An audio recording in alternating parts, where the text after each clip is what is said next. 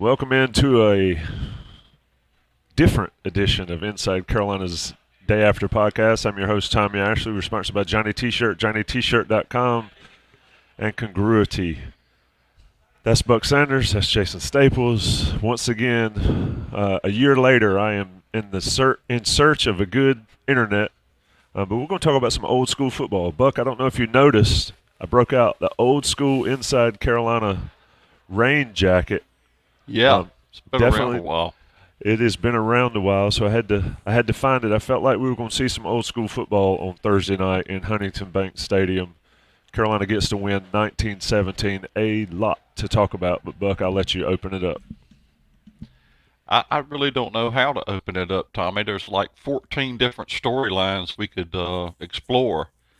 From the defense to the offense, special teams is a big story. There was a lot going on, Max Johnson's injury and how that plays out for the rest of the season.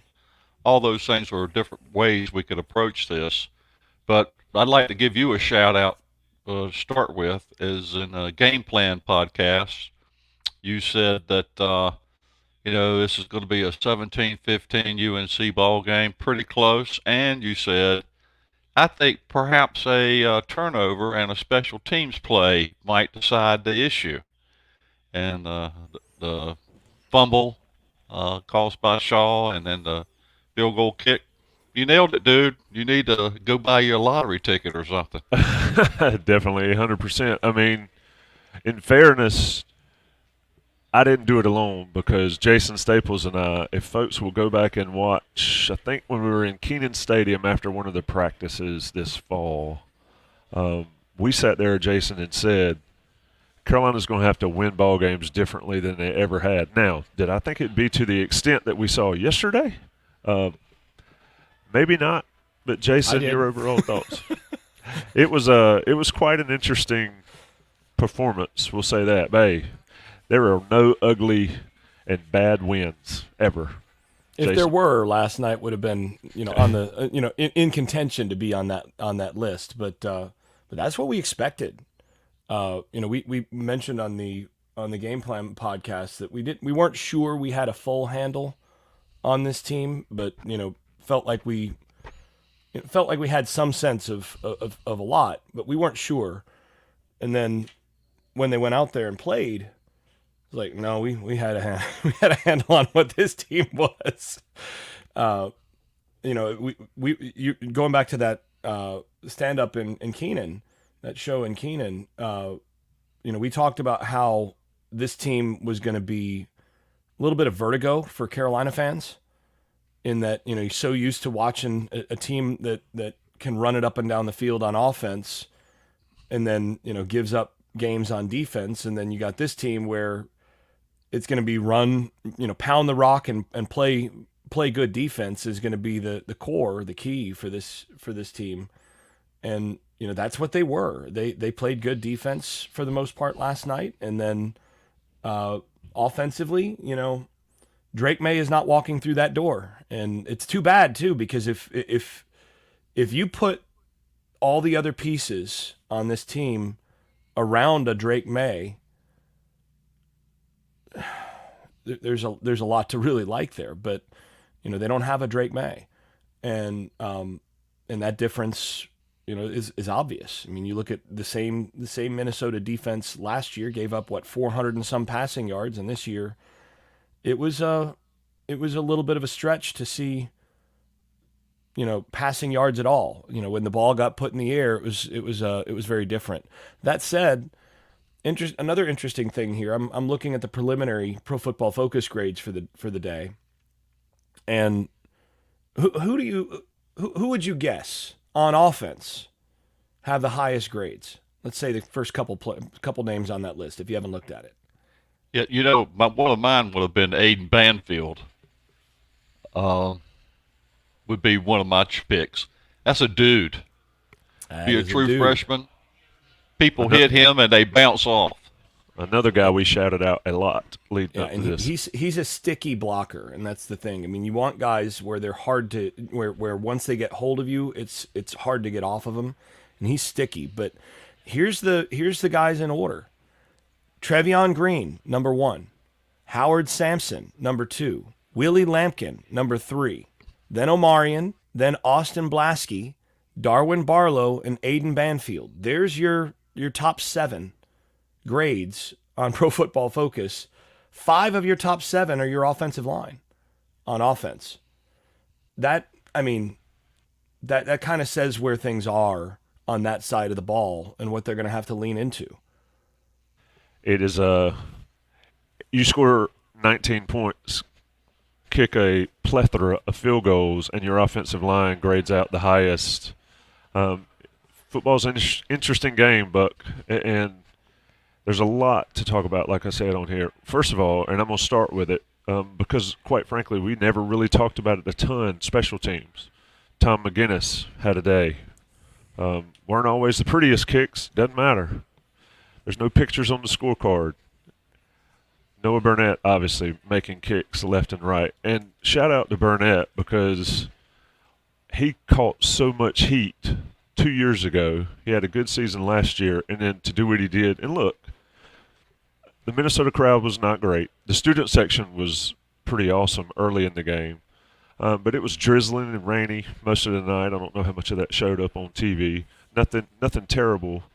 But Burnett and McGinnis, the kicking duo, the holder and the kicker, never had a problem. Buck, your thoughts on those two guys? I mean, I did not think we would be talking about both of them. Maybe one of them, maybe Burnett, but not both of them on this Day After podcast. I would say that as a whole, all of the special teams unit, and maybe this is it Eric Mealy? Is that his name? Maybe he's made the difference, but even Liam Boyd, he kicked 5 of 6 into the end zone. Is that his name, Liam? Yeah, Liam Boyd. I'm muting myself when y'all are talking because it's kind of loud in the lobby. But yes, Liam Boyd, kickoff specialist. Yeah, and it's set on special teams. The only glitch they really had was like an encroachment penalty on Boykins on one occasion, encroaching the returner.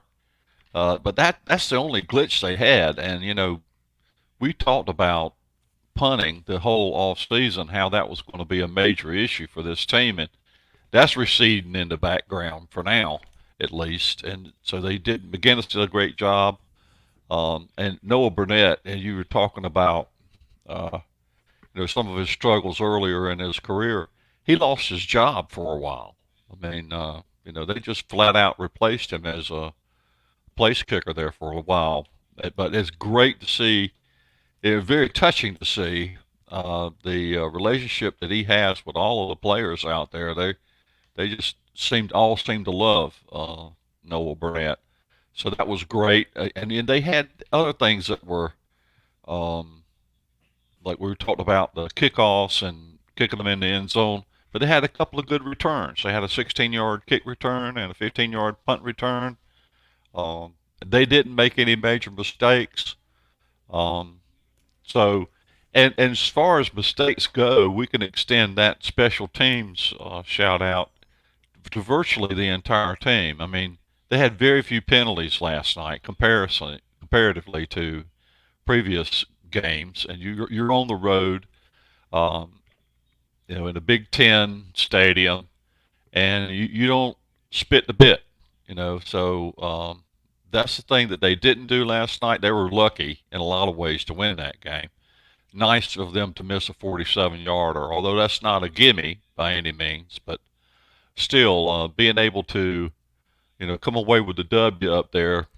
Everybody knew it was going to be a close game. Everybody suspected it was going to be a close game. All three of you guys on the game plan, I think the largest margin of victory call might have been who? Correct note. You were the biggest one by 2 points. Jason was, you were 1, and Tommy was 2, and Greg was 1 going to Minnesota way. So everybody expected this to be a close game. It hurt Minnesota to be minus Darius Taylor in the running game.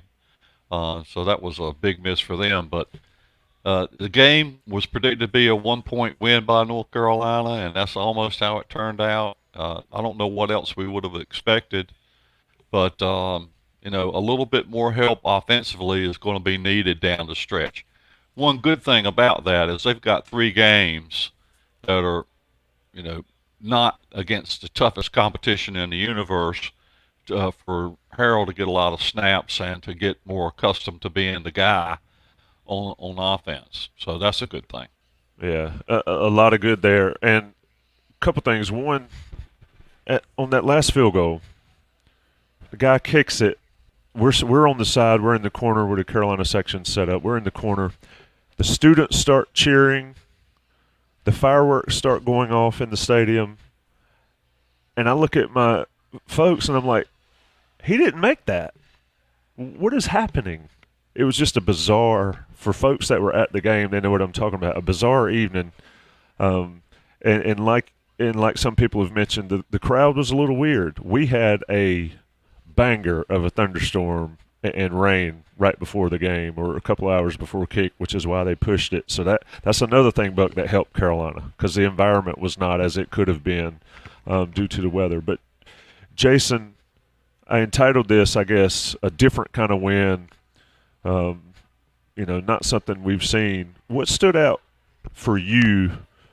Let's go defense first. A lot of questions in the chat about, snap counts and all that. We'll get to all that. But what stood out for you on defense? I mean, obviously Javari Ritzy's getting all the flowers this morning, as he should. But your overall thoughts there, and pull me a couple players that folks may have not noticed outside of Ritzy. Yeah, I mean, the first things that I think had to have stood out to anybody was just the difference in approach defensively. First of all, that was the first thing. They were very clearly committed to getting pressure and to dictating to the offense, and brought safeties, brought the nickel multiple times. Did a lot of different things up front to kind of cause problems for a bigger Minnesota offensive line. And we talked about this actually on the pregame. The pregame with WCHL as well, is that, what were they going to do defensively? Well, they're going to play some games up front, move some guys around, try to make that big offensive line go, laterally and pass things off a little bit. And they did a lot of that. And they went odd front some. They went, 3 defensive linemen, they had 2 guys standing up, and then they'd bring one of the small guys and drop one of the ends and do different things. They did different things like that to try to gain an edge. There was a lot.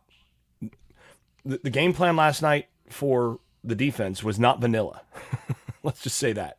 There was not a whole lot of vanilla. They did, there was some base cover 7 stuff, but even there, the safeties were coming downhill fast and screaming in against the run. The guys that maybe stood out the most to me in terms of some differences there were, number one, Jakeem Harris, who didn't grade out as well as he might have. Stick Lane to some extent, and Caleb Cost especially. Those guys, they made some key tackles and were in spots where, it's one thing if your defensive line holds up okay, and they did hold up better yesterday on the interior than I think probably you and I both expected, Tommy, based on what we've seen in practice. So that was good. But the other thing is that they consistently had the +1 in the box, whether that was Caleb Cost, whether that was one of the safeties. There were a number of those guys who they were there to make an additional tackle, or to be the guy to make the tackle in the running game, that I thought that was one of the things that stood out the most. And, going down the list, they did a pretty good job of getting, they played 20 guys more than 6 snaps, right? Or let's see, 20 guys more than 5 snaps. So the numbers are still getting a little bit, they're still being massaged a little bit by the Pro Football Focus guys. So that may be just slightly off. I was a little surprised that they didn't play more guys early in the game, the first half. I thought they'd rotate just a little bit more based on what we've seen and what they'd talked about. But overall, they they got some guys in there. I think we'll see a lot more rotation the next couple weeks. But, on the whole, more aggression, a little bit more from the back end in tackling. And then final two things very quickly. I thought the secondary dominated the Minnesota receivers second year in a row. There wasn't a whole lot of places for him to throw. And, you probably saw this even better when you were watching live because, TV copy, you don't see everything. But it was pretty obvious that they were not getting anything on Huzzy.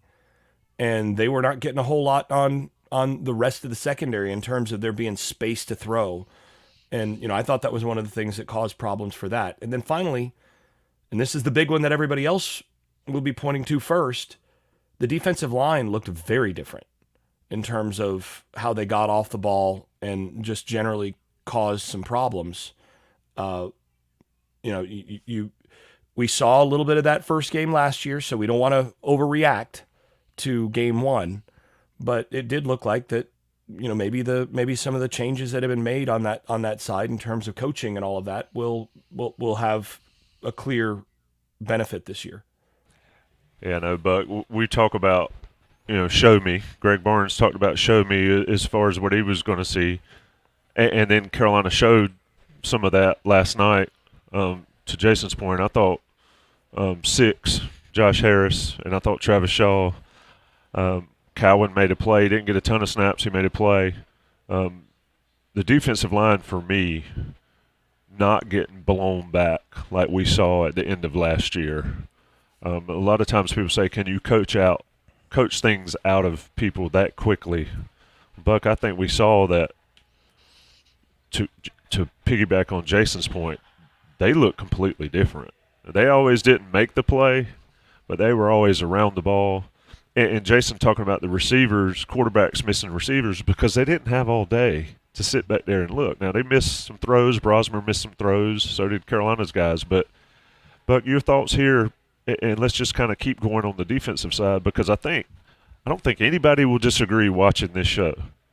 That defense, as key as we thought it was 48 hours ago for Carolina to have a good season, is exponentially more key today after what we saw last night. Buck, your thoughts? One of the keys to address what Jason was talking about is whether it's something that can be duplicated. Is it something that we can replicate down the line more so than last year? And I think the answer to that question is maybe, because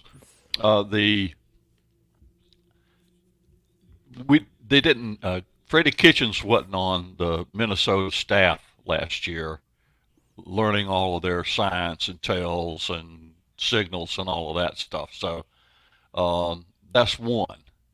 Number two is Minnesota had 4 of 5 of their 2023 starters back, including a left tackle that is a high-end NFL left tackle in the next draft. I forget his last name. I can't pronounce his first name. But so they had have a much more experienced offensive line. They got another guy back. I think his name was Greg Johnson. Sorry about that. Alexa's talking to me. But like I said, they have a very much more experienced Minnesota did offensive line than they had last year. They got another player back named Greg Johnson who was hurt last year. So they essentially had 5 starters back basically on that team. So it was a very sound and experienced and coached by Bill Callahan offensive line. All big guys, all 310, 320 in that area. And last year when they played in Keenan, North Carolina got 1 sack against that group. And that group didn't have a quarterback probably quite as good as the one they had last night. Although I was prepared for something a little bit more out of Brosmer than I saw. So take those factors into consideration, the comparison between how they did last year against that Minnesota offensive line, 1 sack, and how they did this year, 5 sacks. And what's really interesting about it is who had Javari Ritchie getting 3 sacks on their bingo card? That's all coming from the interior of the line. And I thought the interior of the line, when your backups are Travis Shaw and Josh Harris, you got a pretty good backup set of interior linemen. So I think that, we can't, throw a party or anything. And I'm also in mind of a quote by Winston Wolfe along those lines. But, I think there is some logical reasoning behind the idea that maybe the defensive line is going to be a little bit different in 2024 than it was in 2023. The coaching is obviously a big change just in attitude and direction and all the rest. They're doing a great job there. So we'll just have to see where it goes from here. But I'm encouraged by what I saw last night. Yeah, and Jason, to sort of wrap up the defensive discussion, we hadn't really talked about Power Echols. Amari Campbell, Lavallee got a couple snaps out there. What'd you see from that linebacker group? Cedric Gray not being there is as big a deal as it could be on that side of the ball. There were some missed tackles late. Caleb Cost, if I remember, missed a tackle there, but it happens. It just happened to happen late. Let's wrap up the defensive performance here. I didn't think Minnesota was able to push the ball downfield at all, and when they did, it felt like, to me, it was throw it for PI, and not unlike how Carolina did a couple times. But your thoughts, linebacker specific maybe, but just wrapping up the defensive side of the ball for Carolina. I mean, I thought the linebackers were fine. We did see a little bit of why two backers play a lot more than the next guy up when Lavallee missed the one tackle on the 3rd and 19 that gave up a conversion. And for those of us who are saying you need to play more players, I mean, sometimes when you do that, and that's what happens, and that's why fewer players play sometimes. Is you have to go with the guys that you can trust to make those plays. Play them on 3rd and 19 because then you can't hurt well. But I think there's some room there to build on and get those guys more time, especially the next 3 weeks are going to be really important. But I thought the main two, played well. And yeah, Cedric Gray's missed, but at the same point, I thought both guys played, solid ball last night. I don't think there's a whole lot really to pick on, at least on my first watch on that. The one thing I do want to caution on this, though, is, again, I don't want there to be an overreaction based on game one to what we saw. Again, last year was a little bit of a different situation because you'd had a coach move over from one staff to the other, and that clearly had impact. But let's just compare this outcome to last year's Minnesota game, right? That's something that we, is a little bit closer to an apples to apples comparison. And last year against Minnesota, they gave up 4.97 yards per play and, completely stymied Minnesota's passing game, 133 yards passing given up, 303 total yards given up. They basically dominated Minnesota defensively last year and held up against Minnesota's big offensive line last year. Now, last year they did give up more in the way of rushing yards. They gave up 170 rushing yards last year instead of 70. Well, let's see. Well, that's net based on more advanced. So they gave up 78 rushing yards yesterday. That's a big difference. So that's something, comparing apples to apples, you can point to and say 100 fewer rushing yards given up is pretty significantly different. And I think last year they gave up 5.5 yards per rush. This year it was 2.4 total. If you pull out the sack yardage, which I think is is something important to do here, then it's 5.3 yards per rush for Minnesota, which looks an awful lot like the 5.5 from last year. So the biggest difference there was sacks, which they didn't really have last year. So how much of this was major improvement from North Carolina defensively versus playing really what has been an inept offense the last couple of years for Minnesota is still an open question. So I don't want to overreact. I don't want to say, oh wow, North Carolina's got a top 20 defense now. Look at what they just did. They gave up 13 points to this team last year. Now, I do think that the quarterback that we saw last night, Brosmer, is better than the Greek Rifle.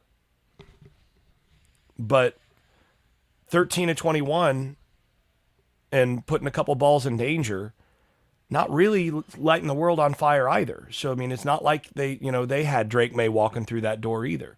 So, at the end of the day, defensively, I think it's a good first sign that there's some improvements being made. I think you are going to see more pressure and more sacks in general, which really does help the defense and the team as a whole.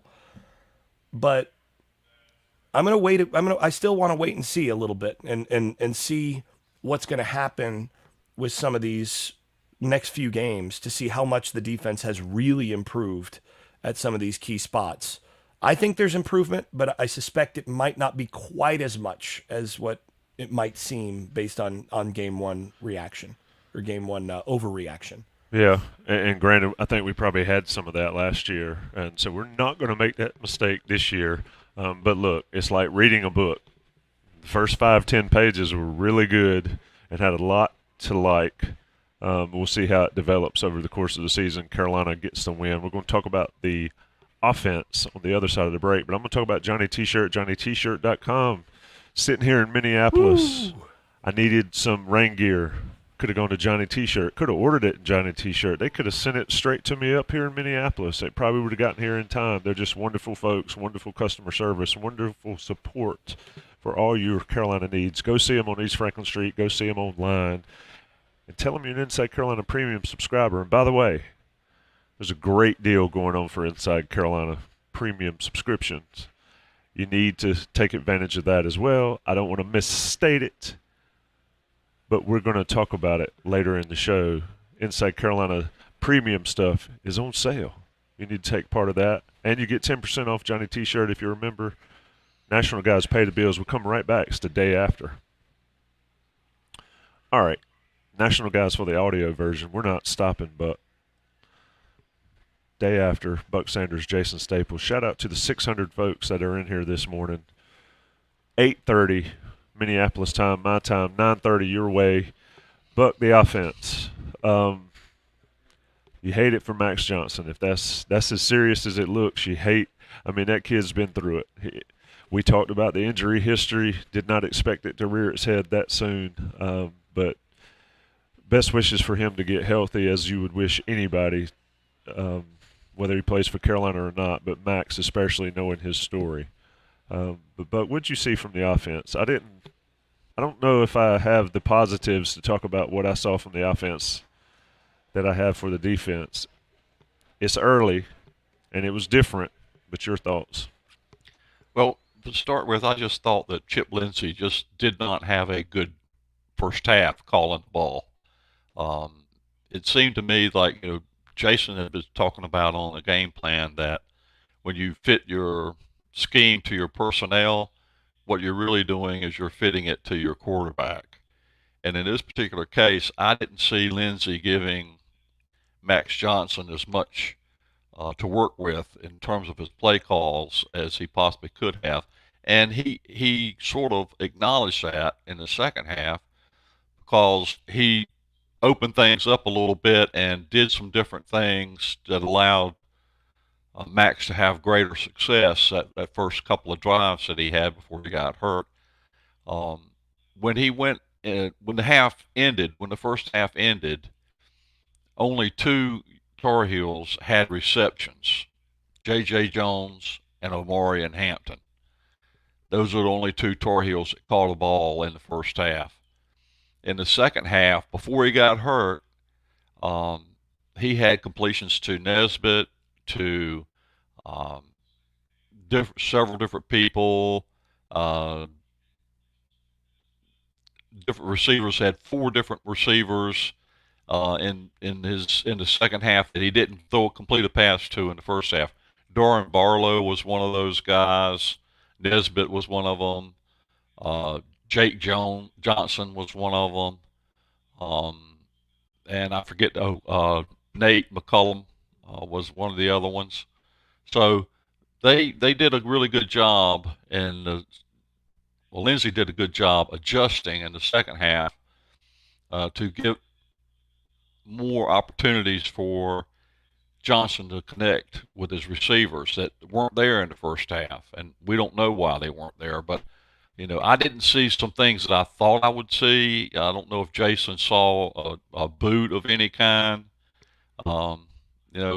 Last night, if you saw it, I must have missed it. But and several things like that maybe he could have done that would have helped Johnson a little bit. The other thing that bothered me about the offensive play calling is they didn't seem to have a plan for Connor Harrell when he came in. The discussion was that they were going to prepare both of those quarterbacks to play, that that Harrell was going to get some time with Johnson regardless of what was going on, but that didn't happen, and it didn't look like they were prepared for Harrell to come in and run that offense. So, in his best play, that was looked totally improvisational to me. The 32-yard pass where he was running to the outside and the player come up off of J.J. Jones and Harrell tossed it for 32 yards. That was the biggest pass play of the game, and looks to me like that was something that Harrell invented out of his head on the run. It actually is a call that's called vertical relief off of the read option. So that's actually something that they put in, and if it's man, the quarterback's told if you come out and you see the guy shoot, you get it out. And so that's there. It is a little bit improvisational, but it's like the third option of a triple option. It's just extended.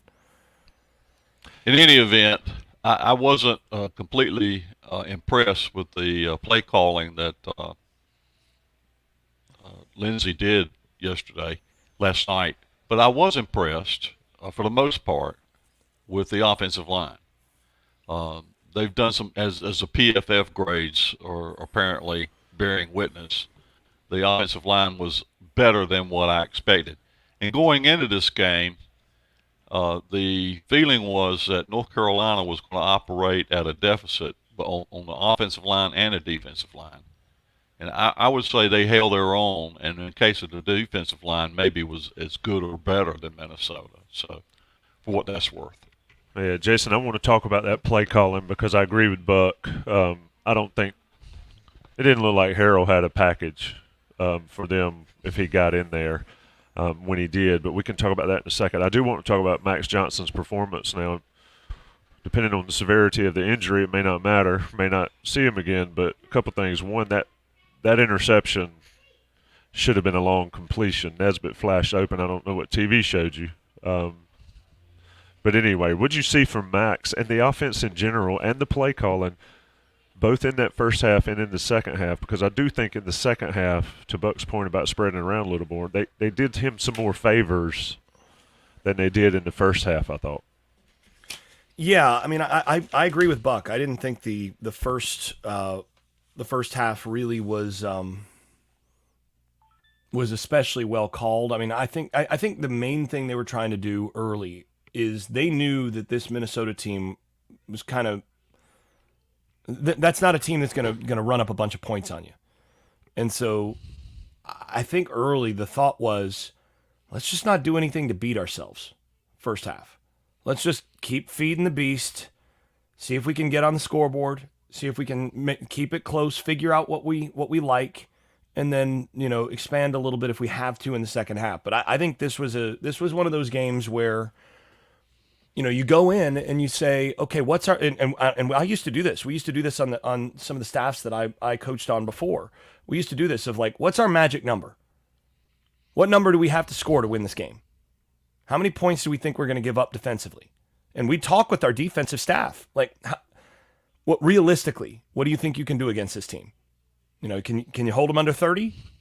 You know, do you think you're going to hold them under 24? Like, what's our number? What do we need to get to? And I felt like they coached like they needed to get to about 20. Right? It was one of those where it's like, all right, you know, the magic number, get to 21, and you know, I think we've got a shot, you know, somewhere in there. And they coached like that. Now, that's one of those things where, and this is, by the way, one of the reasons why certain times offensive coordinators who then get hired as coaches actually fail as head coaches because they keep coaching like offensive coordinators, right? As in, we just got to keep scoring points, got to score points. And they don't think in terms of complementary football to say, okay, look, how many points do I need to score here to not hang myself out to dry and to make it more likely that I win the game? Same problem happens with defensive coordinators. Okay, what matters is holding them under a certain number. You know, I got to maintain my defensive numbers because these are the numbers we've always had. And you get somebody like Narduzzi who, you know, suddenly you start scoring more points and then your defense maybe doesn't look quite as good. And you go, well, we got to play better defense. That means I got to fire this offensive guy who's been scoring too many points so that we, you know, have to score. We're giving up more points too. Well, maybe you're going to be more successful if you coach complementary. And I did think that there was a certain amount of that from the offensive game plan last night of, look, we don't think they can score a bunch of points offensively. Let's just not do anything stupid. And you and I saw some turnovers in the open practice sessions, and I think that was what they were worried about. Now, you mentioned the deep pass. That was one where, you know, it was one of those where he's thrown off his back foot and put it a couple feet behind where it needed to be. But Nesbitt is going for it and trying to catch it this way. If he just slows up and gets his hands out here, he should be able to pluck that, and that's a big play. So I put that interception about 80%, 85% on Nesbitt. He needed to make that play. I mean, you've got a big-bodied receiver who's supposed to have a big catch radius and be that guy. That's it. If you're that guy, you come up with that ball, and you certainly don't let it get picked from, you know, it hit Nesbitt first, and the defensive back took it from him. So, you know, it's not a good location, but that's on the receiver. And, you know, I thought on the whole, you know, Max looked a little uncomfortable in the first half, never looked like they got him in rhythm early. But then in the second half, I thought he started to really to start to settle in and was getting the ball out, getting the ball to the right guy, made some throws, made some plays that I was going, okay, this is about what I expected. You know, you can win with this. And then he got hurt. And, you know, I agree with you. I don't think they expected to play Harrell at all. And, you know, based on what I had seen in practice, the gap between Johnson and Harrell was so significant that I wouldn't have planned to play Harrell, would you? No. Not. Yeah, it wasn't close. Yeah. But given what we know tends to happen, you got to be at least ready for it. And I didn't feel like they were. Yeah, I mean, and that is something we talked about more than once in the offseason is that, you know, odds are more than one quarterback would play this year, if not more than two, because of the injury risk that we talked about, and neither of us expected that in game one. None of us did, and you know, we obviously hoped that wouldn't happen, but that's why you got to have quality backups, and now you're going to have to at least, you know, again, we don't know exactly what the extent of the injury is for Max, but it didn't look good. But, you know, if you expect that he's going to be out for some extended time, that means you're going to have to plan around what Harrell does best. So I think the next few weeks we're going to see that. And, you know, that's going to mean he's going to be on the move quite a bit too. And so you better have number 3 ready. Yep. It's, you know, we did the over-unders, and after seeing and learning about the later in training camp, I took the over and the under for Harrell. Well, it's going to be flipped, obviously, at least for the foreseeable future, if not the entire season. Hey, everybody talked about the schedule. Well, it sets up perfectly to get those kinks worked out. You know, people in the chat talking about the offensive line, but we've talked about the offensive line. We started off with them with their PFF grades, but let's talk about Omarion Hampton. Everybody in the entire building knew that it was going to be Omarion Hampton. And yet he still rushes for whatever it was, 120 plus. 30 carries for 129 yards, 4.3 average. Yeah. And then you look at the first down carries, 5.1 on first down. But this is Hampton's show. This is, on the college football video game, it's got workhorse beside him. Well, they can bold that, highlight it, and cube it because it's going to be on Omarion Hampton's show. What'd you see? I think I went a little under on the over-under on Hampton's yards for this year in the over-under show. Here's the thing about Hampton is that last year he was third in the nation in terms of yards after initial contact. And he was eighth in the nation in terms of forcing missed tackles. He had 63, I think. So he can almost get yards if he doesn't have an offensive line. With no offensive line, he's still going to get 100 yards, maybe. So, Jason, I was not being serious. Come on, man. But with an offensive line, and if this offensive line continues to gain ground and do well, he could have a big year. He could have a big year. And he led the Tar Heels in receiving last night. So he wants that Christian McCaffrey odor about him. So he's odor. Odor, yeah. He wants that about him. If you've seen Christian McCaffrey's wife, you probably would too. But but the rails. Yeah, we need to get off that topic. We see but the yeah, rails. he's amazing. He's amazing. He is. He had a good game. Darwin Barlow not playing as much. Look, I'm not taking Hampton out of the game either if I have to rely on him. Jason. The next 3 weeks, I would take him out a bunch. Yeah, Yes. That was actually going to be one of the first things I was going to say was, at the one of the numbers that sticks out to me in this one is 30 carries. Yeah. This was like a game from 1996, 94, right? Where you got, Leon Johnson or somebody back there dotting the I and, seeing what you can, how many times you can feed the beast and run him into the line of scrimmage to win your to get your 4 yards a carry and make it out of there. 30 carries is not sustainable, I don't think, as an average number for the year. We saw his efficiency, his effectiveness dip a little bit at the end of last year, and I thought he got thought he wore down a little bit. Now he takes incredible care of himself in terms of preparation for that. So if anybody's going to be able to do it, he's one of those guys. But you don't want him getting 30 carries against Charlotte. No, he should be getting like 10 carries against Charlotte and give those other guys another 20 or 30 carries. They need to keep him. They need to keep him ready to get 30 carries against all the good teams, the teams that can really challenge them on this schedule. And so the next 3 weeks, you hope he gets 10, 12 carries a game and then get him out of there. I'd like to see more Darwin Barlow. I'd like to see them share the load a little bit more. But fact is, they don't win last night without Omarion Hampton putting up the performance he did. They don't. Now, the offensive line, and we already mentioned Aiden Banfield. We already mentioned some of those guys. The offensive line looked like what we expected. Now, I do think some of the pass game stuff that we saw in terms of limitations there, that's a result of, I don't think this is a very good pass blocking offensive line yet. I think they've got a good ways to go in terms of pass blocking, and they gave up some pressure. It wasn't a bunch, but this is a much better run blocking offensive line than it is pass blocking. And I think it is the best run blocking offensive line they've had in a good while. So, what you saw in terms of approach last night is what you're going to see.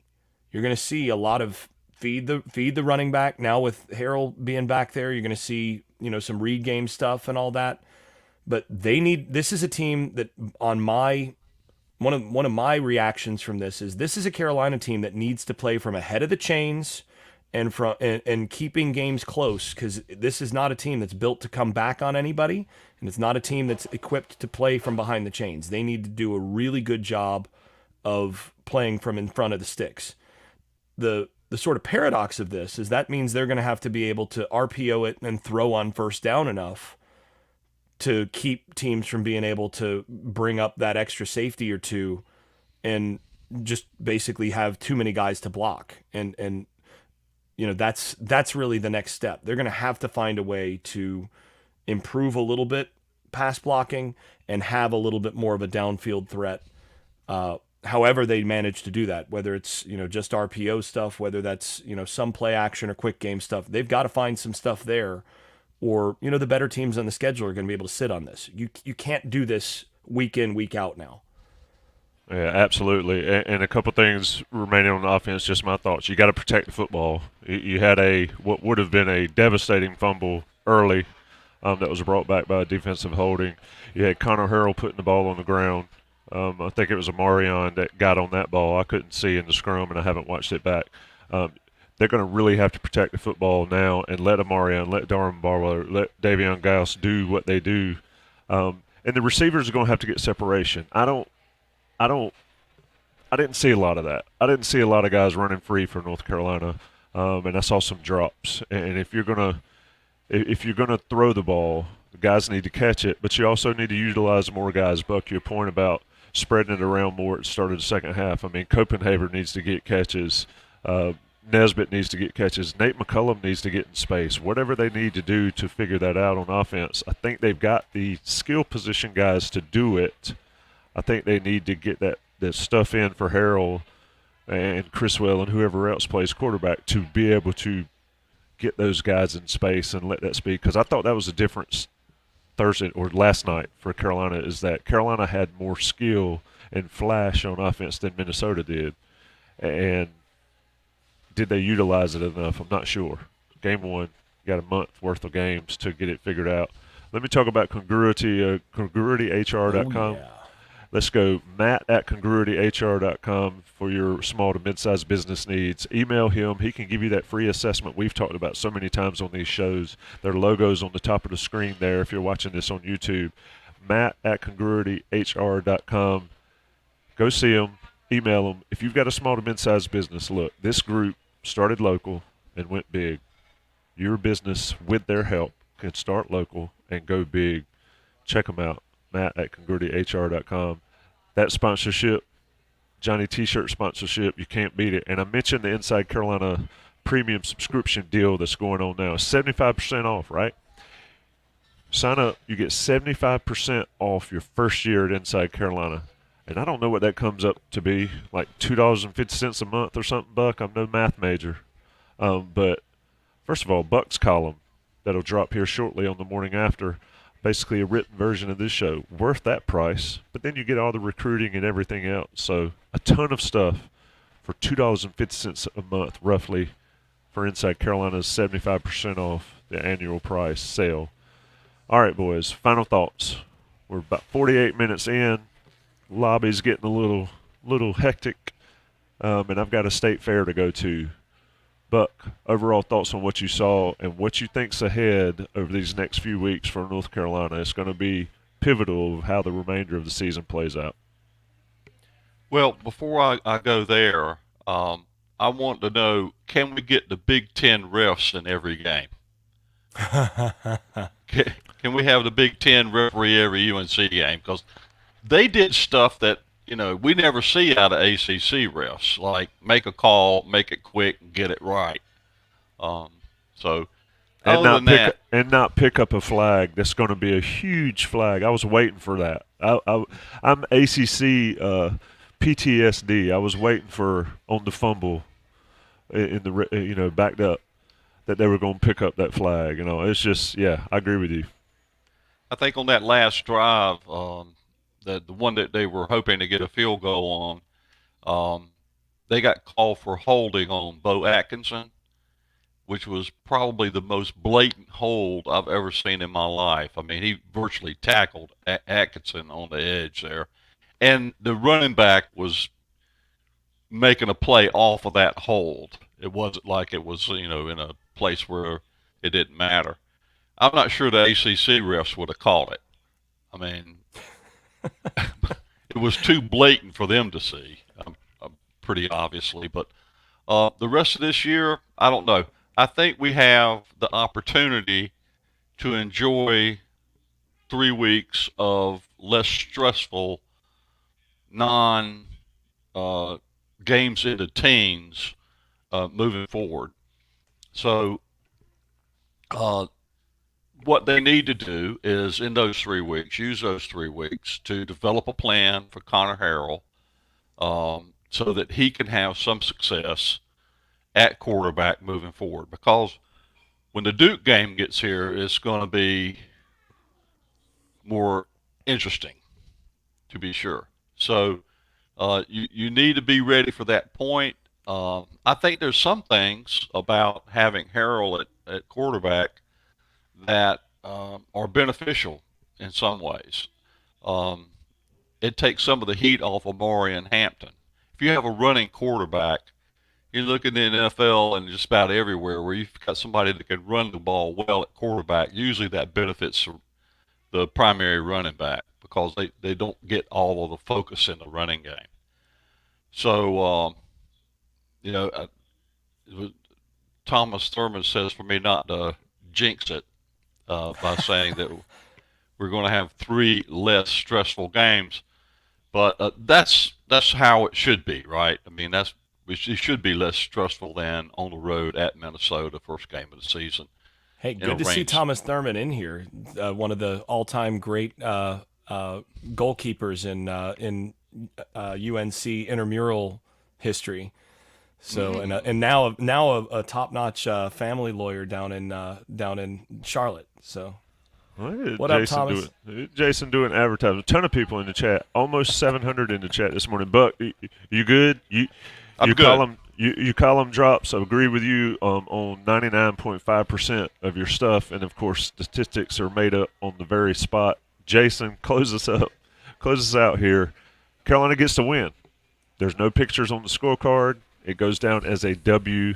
However pretty or ugly, Greg Barnes thought it was amazing. Greg Barnes would take these type games 24/7. It was Big Ten football in Big Ten country. Carolina starts 1-0. Jason, wrap us up. The biggest thing to take away for me is that this was a physical football game that involved, this North Carolina. How long have I been saying North Carolina needs to run more inside zone, more goal line to get tougher, and to just play tough football, and stop, shed the finesse label. Just learn how to play in the box, play in the phone booth, and be a tough football team. Well, last night looked like a team that, has some limitations in some of those other areas, but that looked like a team that had done enough inside run and goal line, and, they tackled well. That's something we didn't bring up on the defense. One thing you got to say, they did tackle pretty well. When they got to the football, they ran to the football, they rallied, they played hard. And on both lines of scrimmage, they looked like they'd been, those were bodies that were already used to contact coming out of camp. So to me, that alone is a step forward from most of what we've seen the last few years, just in terms of the physicality that they brought to the table.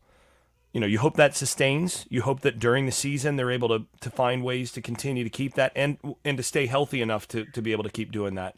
But I think that was one of the takeaways here is that Carolina did not play a finesse football game, and they were physical on both sides of the line of scrimmage. Physical, different, found a way. Carolina gets the win at Minnesota. 1917 starts off 1-0.